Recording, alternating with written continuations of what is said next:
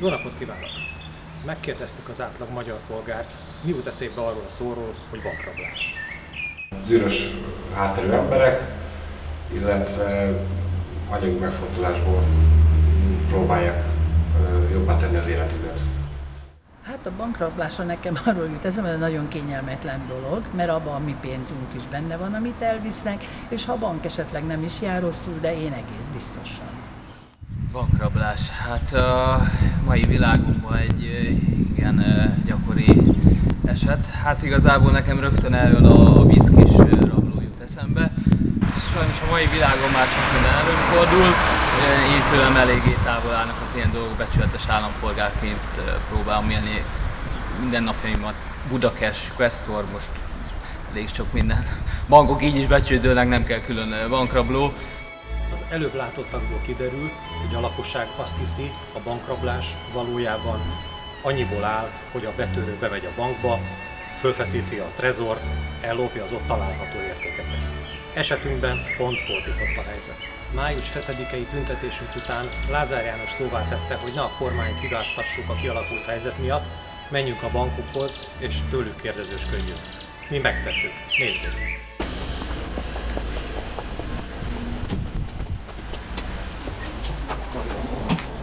Jó napot! Jó napot kívánok!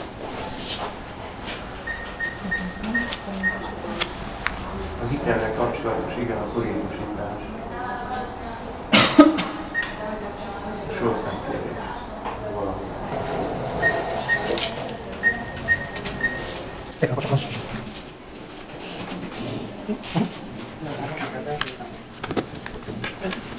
Megkaptuk az elszámolást, és hát nem igazán igazodom ki rajta, sőt azt mondom, egyáltalán. Neki sem. Örök sem. Pedig segítségért kijött a tartozás, vagy a tisztességtelenül felszámított összeg. De nem látom lebontva, hogy ebből mennyi ment kamatra, mennyi ment tőkére, mennyi ment az árfolyamlés miatt felszámolt tisztességtelen összegre. A Nemzeti Bank által meghatározott szintre minden banknak így kellett elkészíteni, nekem erről részletezés nincs betöltve. Mindjárt megkérdezem, mit tudok erről a fölszámolt összeg, azt hol lehet megtalálni részletezve, hogy abból mi volt a tisztességtelen. Föl kell venni panaszt, és akkor központilag Nekem ugyanez van betöltve, ezeket nem számoljuk. Tehát ezt a központ tudja megmondani? Tulajdonképpen? Értem. Tehát itt mi Jó. félben nem tudjuk kiszámolni. Világos. Jó. Központilag küldik, de hogyha Teljesen ledöbbentett, hogy én 13.800.000 forintot vettem föl, abból már 12.100.000 visszafizettem, nincsen elmaradásom, tartozásom, és van egy új tőkém, ami 21 millió forint. Az hogy jött ki? Nem volt ebben a hitelben, a feleségem néven levő hitelben elmaradásunk, azt rendesen fizettük, és mégis gyakorlatilag az Erste Bank, meg nyilván az összes többi is lenyelte a 7 évi befizetésünket. Hol van, azt találom, hogy hol van ez a 12 millió Nem nyelte le? Hol van a pénz, amit befizettünk? Hát, hogyha átváltja ezeket az árfolyamokat, ezeket nem a bank nyelte le. Hogy a kúria meg mindenki megmondta, hogy itt nem volt svájci frank, ez egy virtuális valami. Na most egy virtuális átváltásból hogy lesz valóságos pénz, bukta a mi számunkra, nyilván ezt nem itt fogjuk tudni megbeszélni, de ez katasztrófa. Ez katasztrófa. Gyakorlatilag ez egy bankrablás, csak nem azon a szinten, hanem fordítva, minket rabol ki a bank. Illetve kaptunk most egy másik elszámolást a másik hitelre, hogy technikai okok miatt valamit félreírt a bank. De nem, milyen technika? A svájci frankon is 20 000-rel több lett technikai okok miatt. Ez óta az elszámolás óta, tehát 2 hete. Az meg még habatortán, hogy nem mondhatták volna fel, hiszen nem volt elmaradásunk, túlfizetésben voltunk pontosan. Szeretném megérteni józan paraszti ésszel, hogy képzelték el ezt az egész forintosításos történetet. A Magyar Nemzeti Bankba is bemegyünk, mert így nem lehet egy olyan törvényt hozni, hogy én menjek be és mutassam meg, hogy hol rossz az elszámolás, ha nem is értem az egészet, és nincs ember a bankban, aki ezt nekem meg tudná magyarázni. De még a vezetők sem fogják tudni ennek kiszámolni, sem központilag. Tehát nekünk meg is van abban, hogy az összeset ilyet elektronikusan továbbítanunk kell. Tehát nem is az, hogy én nem tenném meg, hogyha érteni. Viszontlátásra!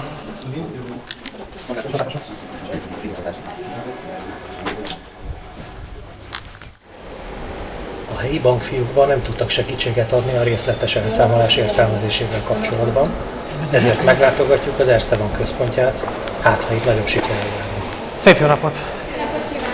Egy olyan ügyintézővel szeretnénk beszélni, aki hitelügyben tud nekünk felvilágosítást adni. Úgy általában minden, devizahitel, devizaelszámolás. Ott bent? Jó, köszönjük.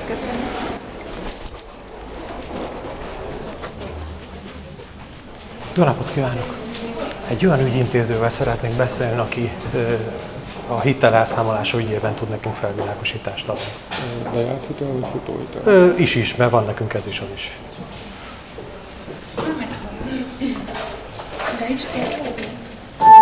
Megvan? Az a nagy probléma, hogy abszolút nem értjük. Tehát segítséget szeretnénk kérni, és ugye a Magyar Nemzeti Bank felé csak akkor tudunk fordulni, hogyha megmutatjuk, hogy hol van a hiba. De addig, amíg azt se tudjuk, hogy melyik oszlop micsoda, mennyit akar, addig nem tudjuk megtalálni a hibát. Nekem olyan kérdésem van, és ez a többieknél is így van, hogy fizettük a hitelt, és az eredeti tőkénk másfélszeresére nőtt. És én nem látom sehol ebben a kimutatásban, hogy ez hogy lehet. Hogy ebben segítsen nekem, legyen szíves, keressük meg. A kimutatásban segíteni nem tudok, ugye elsőnek, tehát nem az MNB-hez tudnak fordulni elsőnek panasztal, hanem a bankhoz tudnak fordulni panasztal. Itt vagyok. Írásbeli panasszal. Az, hogy miért több a tőkéjük, mint amit felvettek, az pedig nem az különbözet miatt van, hiszen a hitelük az 256 forintos árfolyamon lett forintosítva, nem pedig azon, amit felvették. A jó részletes elszámolásban segíteni a bankfiókban sajnos nem tudunk, csak az elszámoló levélben. Akkor ez ilyen pillanatban még több, mert így nem 256 szorosan ma, hanem az aktuális árfolyam, azt nem tudom, 290. Tehát akkor most borzasztó jól jártunk ezek szerint. Tehát akkor gondolom, technikai hiba következtében, és 185 000 lett az a svájci frank, ami 3 héttel ezelőtt volt 168 000. Tehát majdnem 20 000 svájci Mi történt megnőtt. a törvényben meghatározott időtartam után, amitől egyszer csak jelentősen megnövekedett a tartozásunk? És ez sincs kimutatva, csak kaptunk egy ilyen kis melléklevelet hozzá, hogy technikai hiba. Hát, A levélben azt is feltüntették, hogy amennyiben nem értem, akkor kérjek segítséget, de most akkor kitől is kérhetek tulajdonképpen segítséget? Hogy én ezt tudjam. A részletes elszámolásban nem tud. És akkor a részletes elszámolás értelmezésében ki tud segíteni? Azért itt a gondolom azt mondom, hogy a részletes elszámolás segítségkérésében levélben kell kérni a segítséget. Akkor írjam oda, hogy az X oldal megkapott részletes elszámolásból semmit nem értek, és kérem szépen a... Írja el, igen. Tehát én itt a bankfiókban nem segíteni nem tudok, csak az elszámoló levélet is és az elszámoló levél, illetve a részletes elszámolás formájával kapcsolatban pedig biztos önök is tudják, hogy ilyen jól tájékozódtak. Köszönjük szépen! Viszontlátásra! Itt sem jártunk sikerrel. Azt tapasztaltuk, hogy a lakosság által elérhető ügyintézők semmilyen oktatást nem kaptak az elszámolás értelmezését illetően. A név és arc nélküli kiválasztottak ismerhetik csak az elszámolás tényleges mélységeit, de az átvert emberek számára ők teljességgel elérhetetlenek.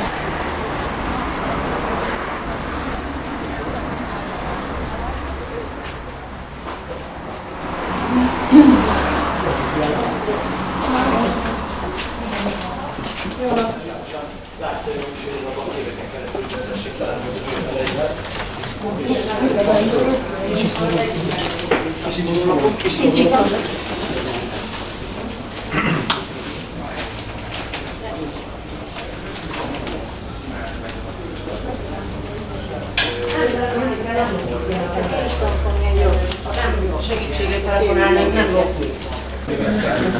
Naplapot engem írtam, hogy kéne fizessek különböző részletet, jött SMS-ök 25-e ünnepnap, úgyhogy most itt vagyok, és akkor fizetnek is, jó? Ha visszajárok, nem kérem, és akkor le lehet venni a tőkét. Mert a bank a tulajdonilag minél gyorsabban, mert ebből nagyon nem van. Nem még az első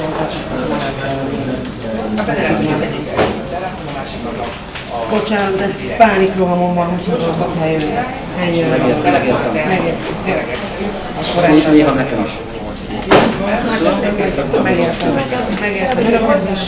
Nem is jön hibáztatom, de a főnökeivel találkoznék meg.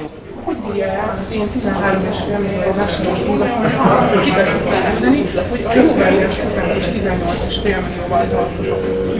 Ez egy fizethetetlen hitel, olyan elszámolást költek, amiben az van, hogy az utolsó évben 33 millió forintot kéne kifizetnem. 11 és felett kaptam, és rendes törlesztés mellett az utolsó évben ott van a sor, 33 milliót kell fizetnem.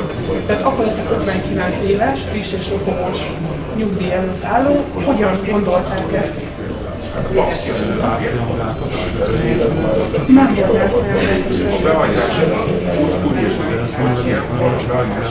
volt nincsen itt, de az előző évben gondolom meg.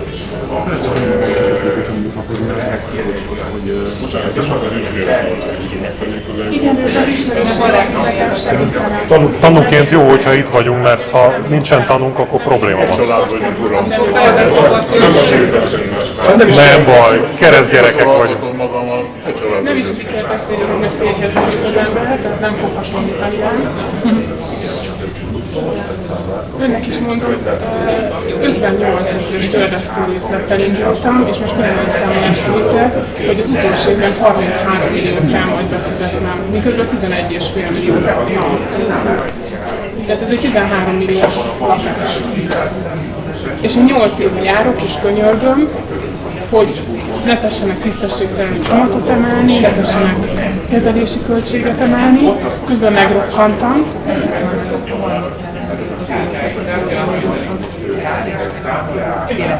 Életszerű, tehát nekem azt mondták, hogy nem életszerű a jövedelmen felénél magasabb törlesztőt vállalni, és azért nem adnak forinthitelt. És akkor életszerű egy év alatt 33 milliót fizetni, miközben az ember 35 évet tisztességesen törlesztett. Az segítség lenne, hogyha, mert ha tudnak egy ilyen állást, akkor én... Diókvezető a Lifehigh-szemben. Mondjuk rokkant vagyok, 68%-ig rokkant, daganatos beteg, amihez nagyban hozzájárul az, hogy évek óta, 5 éve kínoznak azzal, hogy én fizessek olyan összeget, amit nem írtam alá és nem vállaltam sokat. És önök szerint életszerűtlen, hogy 136 000 forintig még bírtam és fizettem, összefogott az egész család, de azt mondták, hogy Dunába vizet nem hordunk. Akkor kértem, hogy váltsák át forintra, amikor felemelték 76 000-re a törlesztő, és nem voltak hajlandóak. Mocskos az ember. Második Trianon. 165 forinton az én kérésemre nem forintosították, 7 évvel ezelőtt, 2008. októberben, október 2-án konkrétan, és most pedig 260 forinton forintosítják. Devizásítják, igen. És ez érthetetlen számomra, hogy... Ez is jó. Ez is jó, hogy... Aha. És nem értem, hogy miért. Meg egyetem miért. Ő nem. Nem figyelek. Hitelszerződésben benne van, hogy tudomással bírok arról, hogy a bank nem biztosítást köt. 1-es, 2-es rokkantság és halálesetre. Az első szerződés módosításom 2009-ben, amikor először kértem csökkentést, akkor ott van, hogy hitelfedezeti biztosítás díját is tartalmazza. És én megrokkantam, és jeleztem önöknek 2010-ben, hogy megrokkantam, és mégsem hajlandóak bevonni a biztosítót. Miért nem? Mert a biztosítónak jobb jogászai vannak, és nekik nem tudnák elmagyarázni, hogy miért emelkedett így meg a törlesztő részletem, hát ha belőlem még ki lehet vasolni.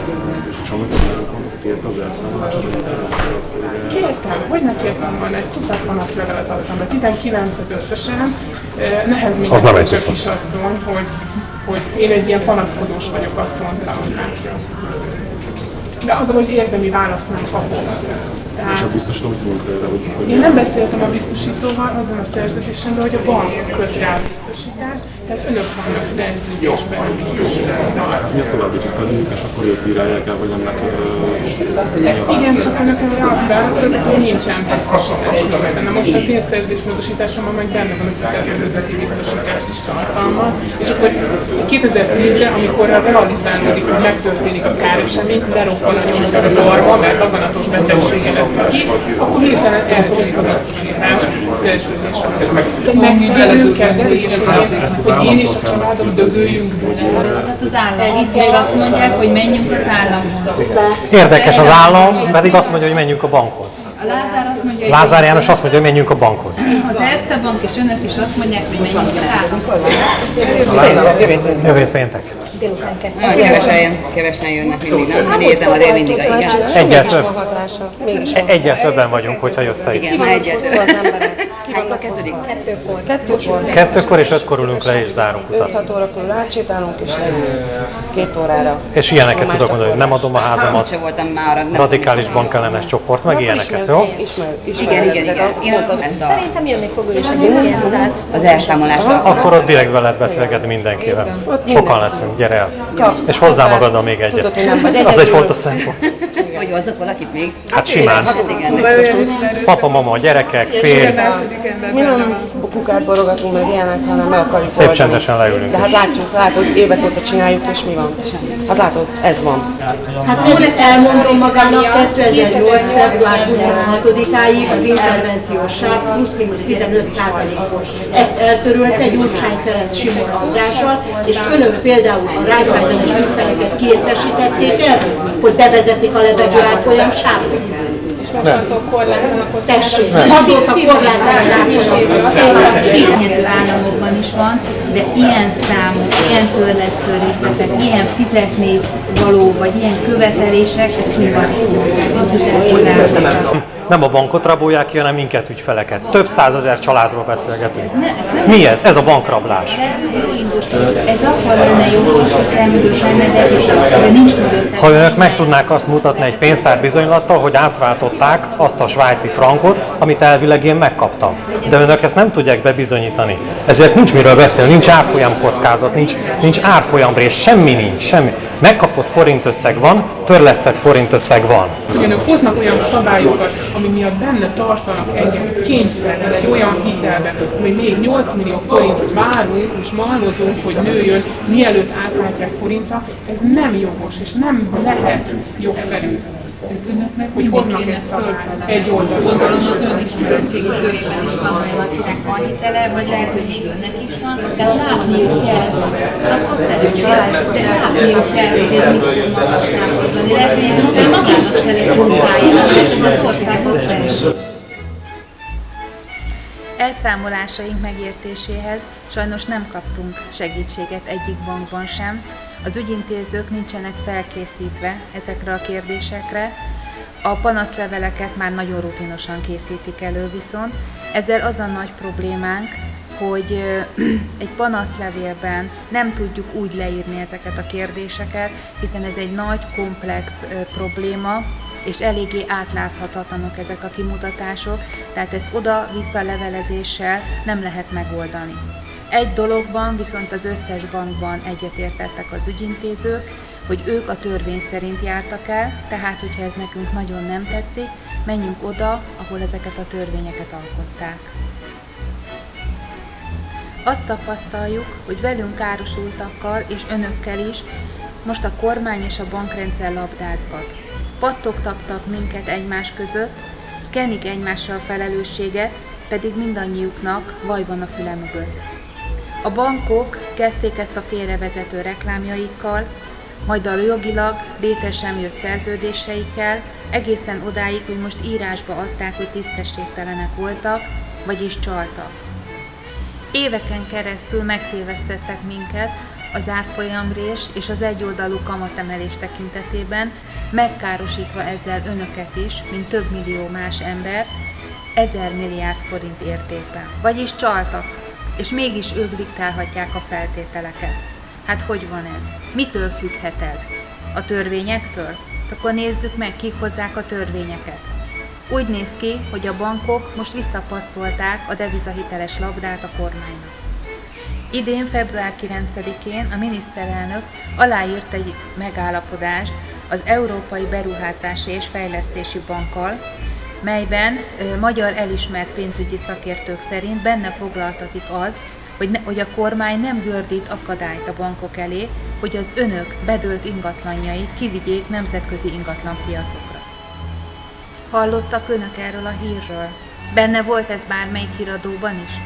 Milliószor hallhatjuk, hogy szomszédok összezörrennek, kocsmai verekedés van, ezzel vannak tele az esti híradások. De olyan fontos kérdésekről, amelyek az önök és a mi életünket érintik, ezekről hallgat a magyar média. Jelenleg 200 000 ilyen otthonról van szó, ami lassan folyamatban lesz. Van fogalmatok róla, mennyi 200 000 ilyen otthon? Az hány ember éri? Mondok nektek megyeszékhelyeket. Szombathely, Szolnok, Tatabánya, Kaposvár, Veszprém, Békéscsaba, Zalaegerszeg, Eger.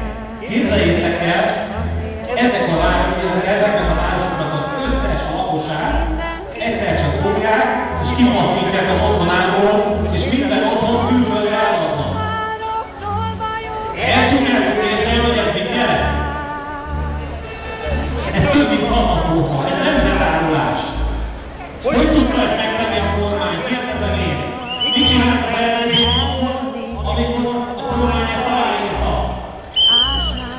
Melyik ellenzéki párt tiltakozott ezzel ellen? Ők ott őkről el vannak a parlamentben, de azt hiszem éppen ideje, hogy azt a örökményületet, amit kívülről ötték feltiltottak, belülről totálisan kisöpörjük.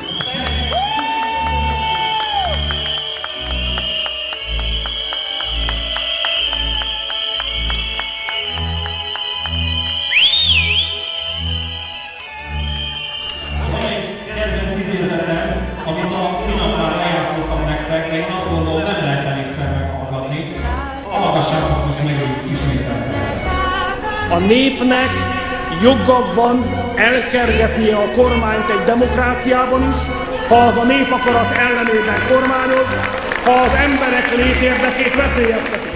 A népnek joga van elkergetni a kormányt egy demokráciában is, hogyha az az emberek létérdekét veszélyezteti. Kérdezem én. A kormány elengedésével a bankok külföldre viszik. Én azt mondom, hogy akárhol nehézem, alsóbb akkor is a létérdekünk, nem? Hát ebben beszélek. Itt nem kormányváltást kell megerőszakolnunk, hanem rendszerváltást. Döntött az egész rendszer, úgy, ahogy van.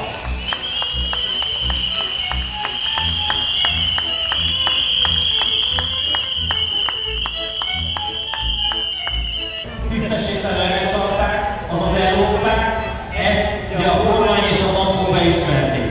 Ez van most 2010 óta. Előtte mi volt? Előtte a szocialisták és a többiek lopták el az országot, privatizálták érdekes módon pár száz embernek, milliárdos vagyonai lettek, 100 milliós vagyonai lettek, mi pedig a béka sejke alatt szenvedünk. Maffia! Erről van szó, maffia kormány, maffia állam, maffia rendszer az egész. Ellopnak, eladnak, zsarolnak, pusztítnak végtelen. Kígyók a kedveden, szítok a neveden. Tovább nem engedem, tovább nem engedem. Értsd meg a lényegét, fogjuk egymás kezét, fogjuk egymás kezét, ahogyan soha még.